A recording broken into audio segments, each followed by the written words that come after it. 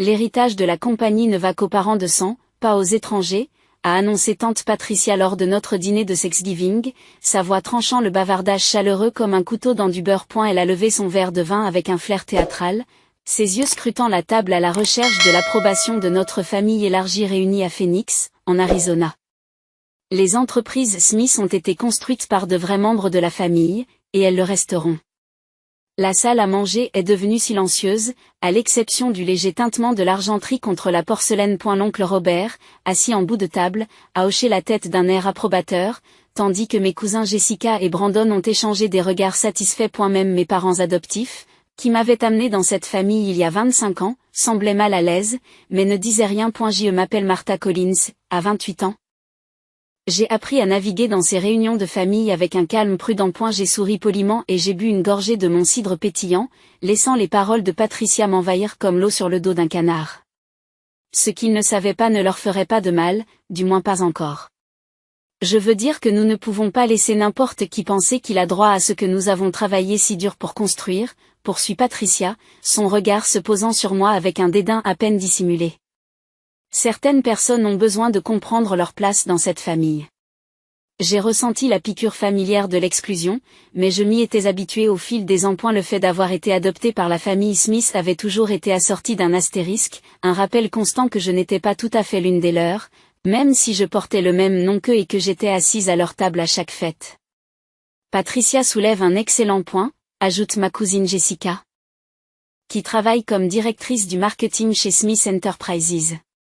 L'entreprise a prospéré parce qu'elle est restée dans la famille.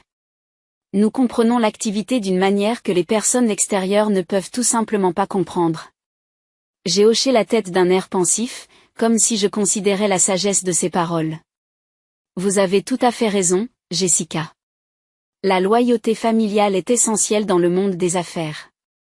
Ce qu'ils ne pouvaient pas voir, c'était la confiance tranquille que je portais, la connaissance secrète qui avait grandi en moi au cours des 5 dernières années, comme une graine qui attendait le bon moment pour fleurir. En écoutant leur discours d'autosatisfaction sur les liens du sang et l'appartenance, j'ai ressenti une satisfaction tranquille. Sachant que leur monde entier était construit sur des fondations bien plus fragiles qu'ils ne pourraient jamais l'imaginer. La soirée s'est terminée par la dernière proclamation de Patricia. Lorsque le moment sera venu de parler d'héritage et de planification de la succession, nous veillerons à ce que tout aille aux bonnes personnes, c'est-à-dire aux vrais membres de la famille qui ont mérité leur place. Le trajet de Phoenix à mon appartement de Scottsdale m'a donné le temps de réfléchir au événement de la soirée. Les mots de Patricia résonnaient dans mon esprit, mais ils n'avaient plus le pouvoir de me blesser comme auparavant. Au contraire, ils m'ont rappelé à quel point les choses avaient changé depuis le décès de ma grand-mère, il y a 5 ans. Ma grand-mère maternelle, Helen Morrison, avait été la seule personne dans ma vie qui me comprenait vraiment. Elle avait observé de loin la façon dont la famille Smith me traitait comme une invitée perpétuelle, une fille. Et elle avait fait connaître son mécontentement de la façon la plus pratique qui soit, par le biais de son testament. À sa mort, grand-mère Hélène m'a légué l'intégralité de ses biens. 75 millions de dollars accumulés au fil de décennies d'investissements astucieux dans l'immobilier et les valeurs technologiques. Cet héritage a été un choc total pour tout le monde, y compris pour moi. Hélène avait vécu modestement et personne ne soupçonnait l'étendue réelle de sa richesse. Sa lettre disait « Utilise cela à bon escient, Martha. Vous avez un esprit brillant pour les affaires, et je vous fais confiance pour prendre des décisions qui honorent à la fois votre intelligence et votre caractère. » À 23 ans, j'ai été submergée par la responsabilité et l'opportunité. J'aurais pu acheter un manoir, voyager à travers le monde ou vivre somptueusement jusqu'à la fin de mes jours. Au lieu de cela, j'avais pris une décision qui se révélerait bien plus satisfaisante à long terme. À l'époque, Smith Enterprises était en difficulté. L'entreprise manufacturière fondée par le grand-père de Patricia était confrontée à de graves difficultés financières, coincée entre la hausse des coûts et la baisse des commandes. Et la famille cherchait désespérément des investisseurs, tout en veillant à ne pas ébruiter ses problèmes afin de préserver sa position sociale. J'ai fait une proposition à mon conseiller financier, Douglas Whitman. Je veux investir anonymement dans les entreprises Smith, créer des sociétés écrans et des fiducies légales pour dissimuler complètement mon identité. Douglas avait haussé les sourcils. C'est un risque important, Martha. Pourquoi voudriez-vous aider une entreprise qui pourrait échouer? Parce que parfois, les meilleurs investissements sont ceux auxquels personne ne croit, avais-je répondu.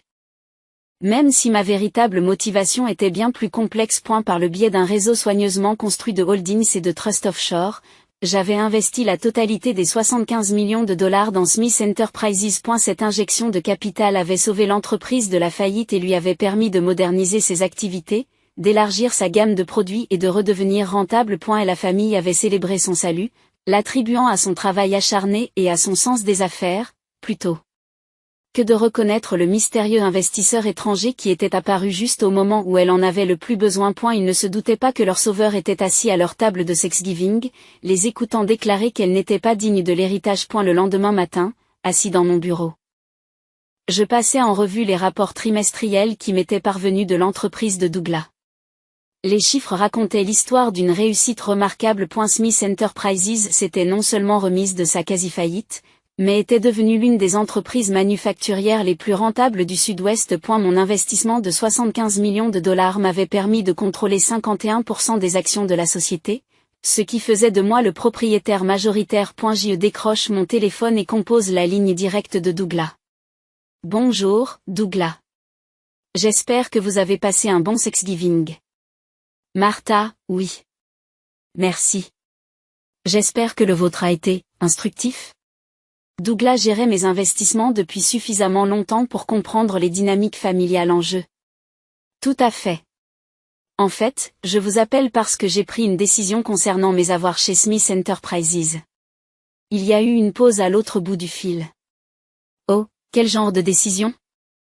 Je veux entamer le processus de retrait de la totalité de mon investissement, les 75 millions de dollars, plus les rendements accumulés. Le silence se prolonge cette fois. Martha, en es-tu certaine ? Cela va créer des perturbations financières importantes pour l'entreprise. Je suis devenue dépendante de ce capital. Je suis tout à fait certaine. Dans quel délai pouvons-nous effectuer le retrait ? Compte tenu de l'importance de l'investissement et des structures juridiques que nous avons mises en place, j'estime qu'il faut entre 30 et 60 jours pour une liquidation complète. Mais Martha, cela risque d'entraîner la faillite de l'entreprise. Est-ce vraiment ce que vous voulez ? J'ai regardé par la fenêtre de mon bureau le paysage désertique de l'Arizona, où les cactus saguaro se dressaient, grands et résistants, malgré la dureté de l'environnement. Parfois, Douglas, les gens doivent apprendre qu'ils ne peuvent pas construire leur succès sur le dos de personnes qu'ils prétendent ne pas être à leur place. Je vois. Et que voulez-vous que je fasse avec les recettes une fois que nous aurons liquidé ? J'ai recherché des entreprises concurrentes dans le secteur manufacturier. Il y a une entreprise appelée West Park Industries à Denver qui cherche des capitaux d'investissement pour étendre ses activités. Elle a bâti son succès sur la promotion au mérite et sur des pratiques d'embauche inclusive. Je pense que mon argent serait bien mieux investi là-bas. Douglas esclave doucement. Je dois admettre, Martha, que je me demandais quand vous décideriez de faire ce choix. Je vais commencer à préparer les documents de retrait immédiatement. Merci, Douglas. Et assurez-vous que lorsque Smith Enterprises recevra la notification de retrait, elle comprendra qu'elle vient de son actionnaire majoritaire. Je veux qu'ils sachent exactement qui a maintenu leur entreprise à flot toutes ces années. Considérez que c'est fait. Je vais rédiger une lettre qui rendra votre position d'actionnaire très claire. Après avoir mis fin à l'appel, je me suis adossée à ma chaise et j'ai souri. Patricia et sa famille étaient sur le point d'apprendre une leçon précieuse sur la différence entre naître dans le privilège et le mériter. Leur monde confortable d'héritage présumé et de droit fondé sur le sang était sur le point de s'effondrer. À partir de ce moment, je ne serai plus là pour les rattraper lorsqu'ils tomberaient. Et la réunion d'urgence du conseil d'administration a été convoquée pour le mardi matin suivant à 9 h.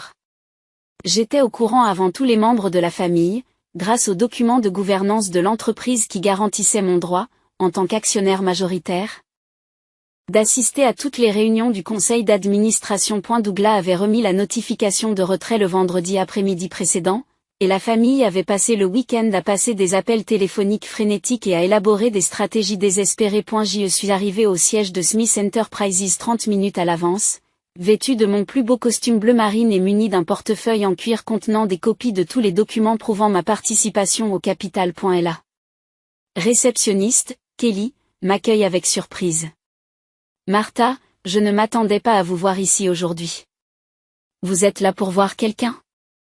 Je suis ici pour la réunion du conseil d'administration, ai-je répondu calmement. Et la confusion de Kelly était évidente.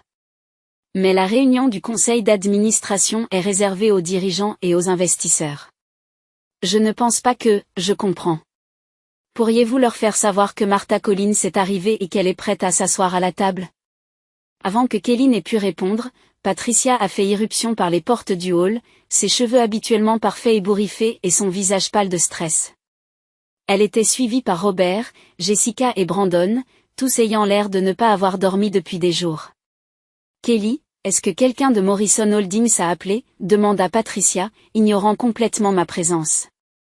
Nous devons joindre leur représentant immédiatement. Je me racle la gorge. En fait, Patricia, Morrison Holdings est déjà là. Patricia s'est retournée, les yeux écarquillés de désespoir. Martha, de quoi parles-tu? C'est une situation de crise. Notre plus gros investisseur se retire? Et nous devons le trouver avant que la société ne s'effondre.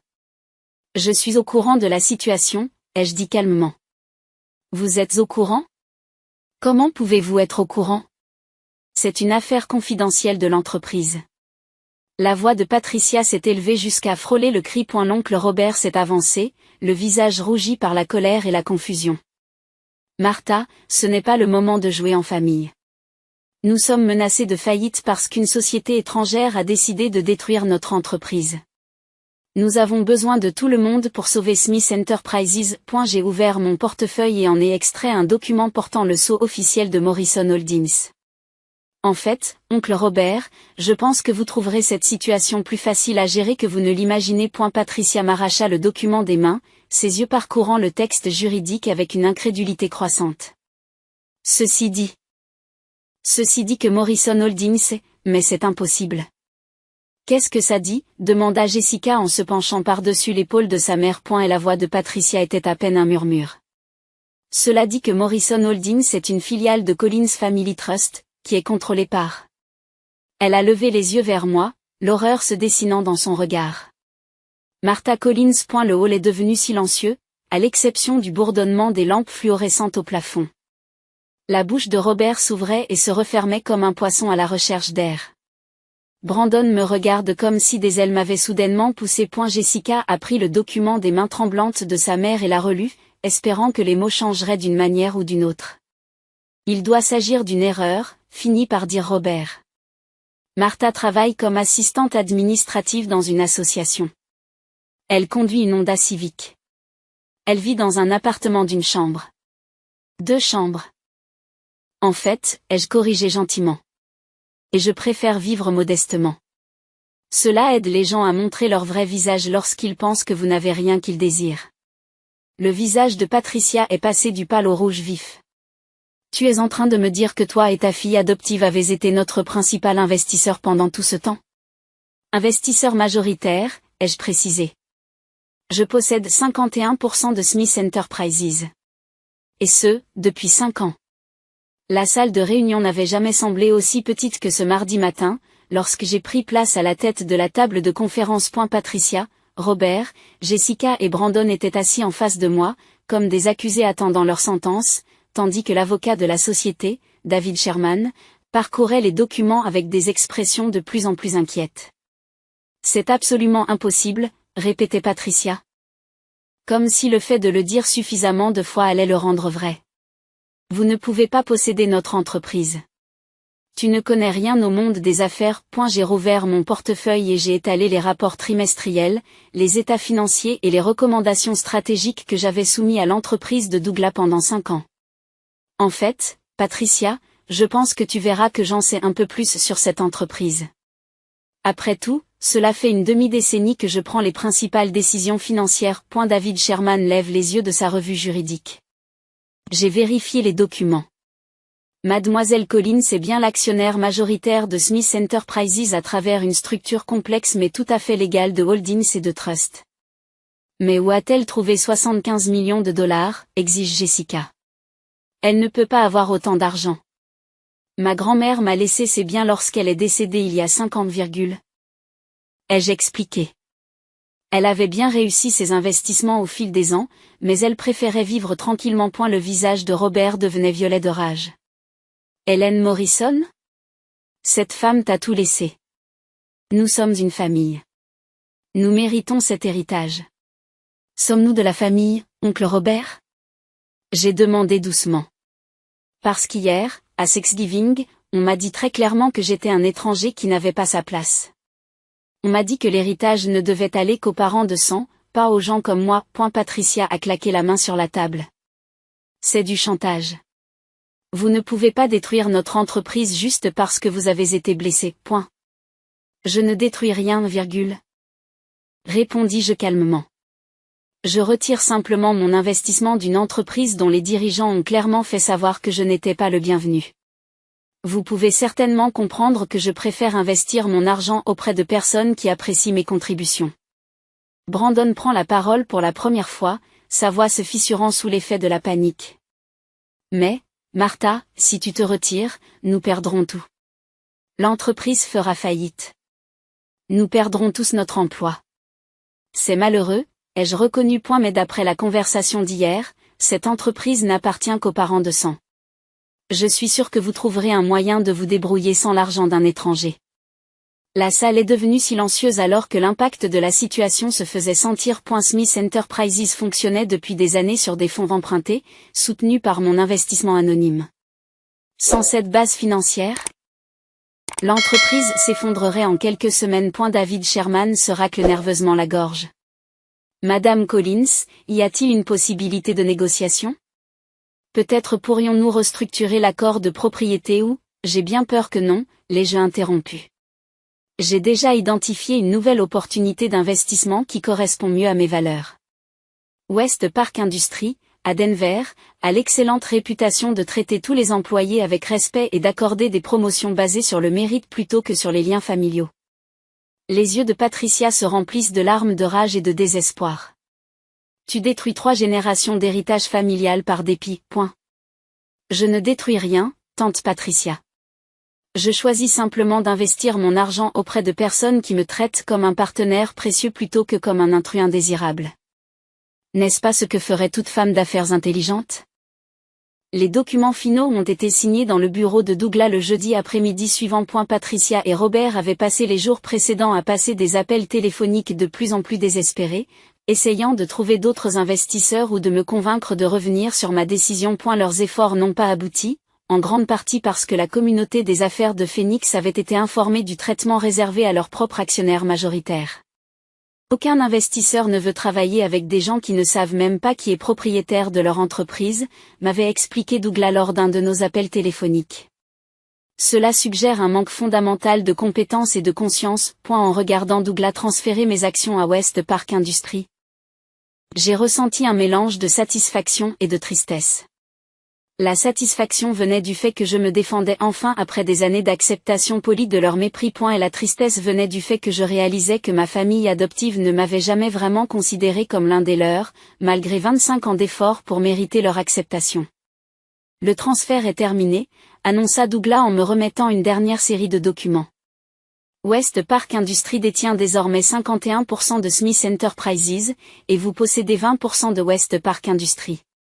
Votre valeur nette a augmenté de manière significative grâce à cette transaction. J'ai souri devant l'ironie de la situation. En essayant de m'exclure de l'entreprise familiale, Patricia et les autres m'avaient en fait rendu plus riche et m'avaient donné une participation dans une entreprise beaucoup plus prospère. Mon téléphone a bourdonné d'un message de Patricia. S'il te plaît, reconsidère ta décision. Nous pouvons trouver une solution. La famille, c'est tout ce qu'il y a de plus important. J'ai montré le message à Douglas, qui a secoué la tête, stupéfait. Après tout ce qu'ils ont dit, ils ne comprennent toujours pas ce qu'ils ont perdu. Ils comprennent parfaitement, ai-je répondu. Ils pensaient simplement que je n'aurais jamais le pouvoir de faire quoi que ce soit. Ce soir-là, j'ai reçu un appel de James Morrison, PDG de West Park Industries. Sa voix était chaleureuse et professionnelle lorsqu'il s'est présenté et a expliqué la vision de son entreprise pour l'avenir. Madame Collins, je veux que vous sachiez à quel point nous sommes heureux de vous compter parmi nos partenaires. Votre investissement nous permettra d'étendre considérablement nos activités et de créer des centaines d'emplois. Je me réjouis de travailler avec vous. Monsieur Morrison. Je crois qu'il faut investir dans des entreprises qui valorisent toutes leurs parties prenantes. C'est exactement le type de partenariat que nous voulons construire. En fait, j'aimerais vous inviter à rejoindre notre conseil d'administration. Votre sens des affaires et votre expérience en matière d'investissement seraient inestimables. Après avoir mis fin à l'appel, je me suis assis dans mon salon et j'ai regardé la ligne d'horizon de Phoenix, en pensant au parcours qui m'avait amené à ce moment. Il y a 5 ans, j'étais une petite fille éplorée qui avait hérité de plus d'argent qu'elle ne savait quoi en faire. Aujourd'hui, je suis une femme d'affaires prospère qui a appris à s'estimer suffisamment pour s'éloigner des gens qui ne l'apprécient pas à sa juste valeur. Mon téléphone a de nouveau sonné. Cette fois, c'était Jessica, dont la voix était à peine audible à travers ses larmes. Martha. S'il te plaît. Maman est à l'hôpital. Le stress lié à la perte de l'entreprise lui a provoqué une crise cardiaque. Ne peux-tu pas trouver dans ton cœur la force de nous pardonner? J'ai ressenti une véritable sympathie pour l'état de santé de Patricia, mais je savais aussi que le pardon et les affaires étaient 2 choses différentes. Je suis désolée d'entendre parler de la santé de ta mère, Jessica. J'espère qu'elle se rétablira rapidement. Mais ma décision d'investissement n'a rien à voir avec le pardon. Il s'agit de choisir de travailler avec des personnes qui me considèrent comme un partenaire précieux plutôt que comme un fardeau indésirable. Le dépôt de bilan de Smith Enterprises a fait la une du Phoenix Business Journal 2 semaines plus tard. Le titre était « La dynastie manufacturière familiale s'effondre après s'être aliéné l'actionnaire majoritaire ». L'article expliquait comment la famille Smith avait, sans le savoir, fait fuir son propre bailleur de fonds en le traitant avec mépris pendant des années. J'ai lu l'article en buvant mon café du matin, ressentant un mélange complexe de justification et de mélancolie. Le journaliste avait interviewé plusieurs experts en affaires qui avaient utilisé la chute de la famille Smith comme un avertissement sur l'importance de savoir qui contrôle réellement votre entreprise. C'est l'un des désastres d'entreprise les plus évitables que j'ai vus en 30 ans, aurait déclaré un analyste. Une diligence raisonnable aurait permis de connaître la structure de l'actionnariat. Mais l'attention portée à la politique familiale était telle qu'elle a ignoré les réalités fondamentales de l'entreprise. Mon téléphone n'a cessé de sonner pour répondre à des demandes d'interviews émanant de magazines économiques et d'émissions de télévision. Quelqu'un voulait entendre l'histoire de la fille adoptive qui avait secrètement possédé l'entreprise familiale pendant 5 ans. J'avais décliné la plupart des demandes, préférant laisser mes actions parler d'elles-mêmes. Douglas a appelé ce matin-là pour faire le point sur la dissolution définitive de Smith Enterprises. Les actifs sont en train d'être liquidés pour payer les créanciers, a-t-il déclaré. Patricia et Robert vont perdre leur salaire de cadre, leur voiture de fonction et leur stock option. La situation financière de la famille va changer radicalement. Et les employés? Ai-je demandé. West Park Industries a proposé des postes à la plupart des travailleurs qualifiés. Ils s'en sortiront mieux à long terme, car ils travailleront pour une entreprise dont les fondations financières sont plus solides et dont les pratiques de gestion sont meilleures. Je me suis senti soulagé de savoir que des employés innocents ne souffriraient pas des erreurs de leur patron. 6 mois plus tard, je me trouvais dans la salle du conseil d'administration de West Park Industries à Denver, où je présentais mon premier rapport trimestriel en tant que membre du conseil d'administration. La salle était remplie de personnes qui appréciaient l'expertise plutôt que les liens du sang, le mérite plutôt que les relations familiales. James Morrison a écouté attentivement mon analyse, prenant des notes et posant des questions réfléchies sur les tendances du marché et les opportunités de croissance. Vos idées ont été inestimables, Martha, a-t-il déclaré après ma présentation. L'usine de Phoenix dépasse toutes nos prévisions, et vos recommandations d'amélioration opérationnelle ont permis d'augmenter l'efficacité de 23%. Alors que je rentrais chez moi à Denver, une maison modeste mais confortable dans un quartier où les gens me connaissaient pour mon travail plutôt que pour l'histoire de ma famille, j'ai réfléchi à quel point ma vie avait changé. Je n'avais plus à endurer des dîners de fêtes remplis d'insultes subtiles et de rappels constants de mon statut d'étrangère. Au lieu de cela, je passais mon temps avec des collègues qui appréciaient mes contributions et des amis qui valorisaient mon caractère plutôt que mon compte en banque. Mon téléphone a bourdonné d'un message de Patricia. Même des mois plus tard, elle essayait de temps en temps de me contacter, alternant entre excuses et accusations. Ce message disait: J'espère que tu es heureux maintenant que tu as détruit tout ce que notre famille avait construit. J'ai effacé le message sans y répondre. Patricia ne comprenait toujours pas que je n'avais rien détruit. J'avais simplement cessé de soutenir leur illusion de succès. Ils avaient construit leur entreprise en empruntant de l'argent et du temps, pensant que leur nom de famille suffisait à garantir la prospérité. En réalité, je leur avais donné 5 ans de stabilité financière qu'ils n'auraient jamais eu sans mon investissement. S'ils avaient choisi de me traiter comme un membre de la famille et non comme un intrus, nous aurions tous pu prospérer ensemble. A eu lieu de cela, ils ont préféré l'orgueil au profit, les préjugés au partenariat. Patricia et le reste de la famille Smith ont été complètement ruinés lorsque mon retrait de 75 millions de dollars a contraint Smith Enterprises à la faillite immédiate, entraînant la perte de leur entreprise, de leur patrimoine familial et de leur sécurité financière à vie en l'espace de 30 jours. Leur réputation dans le monde des affaires a été détruite lorsque la rumeur s'est répandue qu'ils avaient aliéné leur propre actionnaire de contrôle par des préjugés mesquins, ce qui les a rendus inemployables et socialement ostracisés dans leur cercle autrefois prestigieux. Patricia a perdu son appartenance à un country club, sa voiture de luxe et sa maison familiale lorsque les créanciers ont saisi tous les actifs pour payer les dettes de l'entreprise, tandis que d'autres membres de la famille ont été contraints d'accepter des emplois au salaire minimum après que leurs postes de direction ont disparu avec l'effondrement de l'entreprise. La presse économique a présenté leur chute comme une mise en garde contre l'orgueil familial et l'importance de savoir qui contrôle réellement votre entreprise, garantissant ainsi que leur nom serait à jamais associé à l'une des catastrophes d'entreprise les plus évitables de l'histoire récente. Alors que je signais les derniers documents transférant mes actions à West Park Industries, j'ai compris que la vengeance la plus élégante consiste parfois à laisser les personnes ayant des préjugés découvrir le coût réel de leur discrimination lorsqu'elle détruit tout ce qu'elles pensaient posséder. J'ai réalisé que mon parcours d'outsider exclu à chef d'entreprise respectée m'avait appris que la vraie famille ne se définit pas par le sang, mais par la façon dont les gens choisissent de se traiter les uns les autres lorsqu'ils pensent que personne ne les regarde.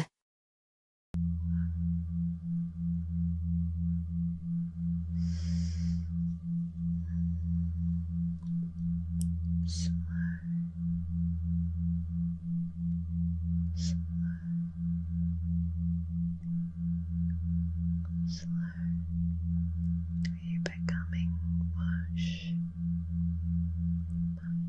melting away at those brain cells, melting, melting away, melting away.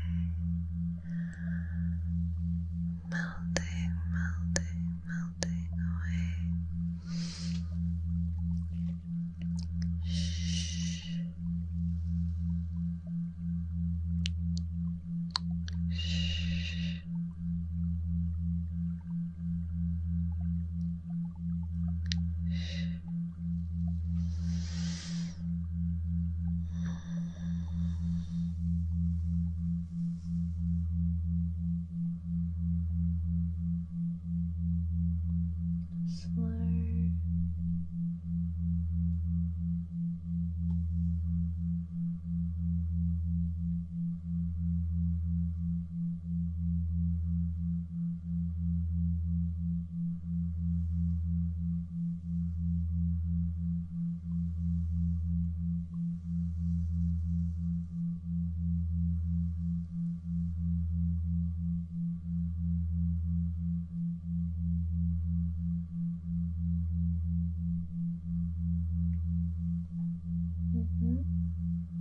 Like that. Just relax.